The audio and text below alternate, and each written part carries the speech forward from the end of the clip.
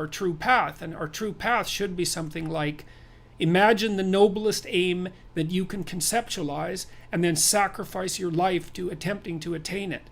And there's nothing in that that isn't good for everyone.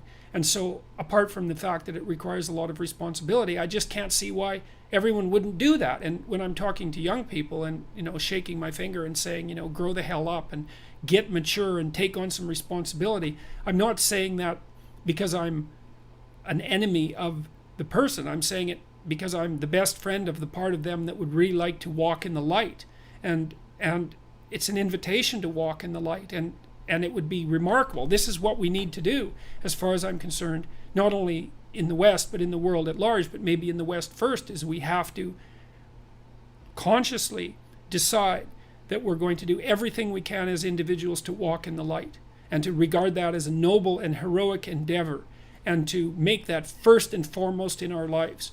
And that's what we should be educating young people to do, and they can do that. And so I have dozens of people writing to me and talking to me all the time who are saying the same thing. They're saying, look, I've really been trying to get my act together over the last 6 months. I've been trying not to lie, which is slightly different than trying to tell the truth, right? It's a more humble goal to not lie, because you can tell when you're lying, but you can't necessarily tell when you're telling the truth.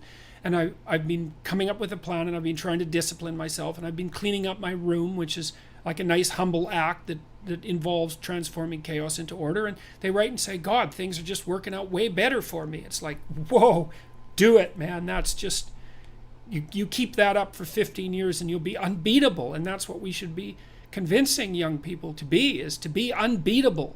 And not because that's what they should do or because they're bad if they don't, but because there's nothing better you can possibly do with your limited and suffering bound life than to aim high and sacrifice yourself to the attainment of those goals.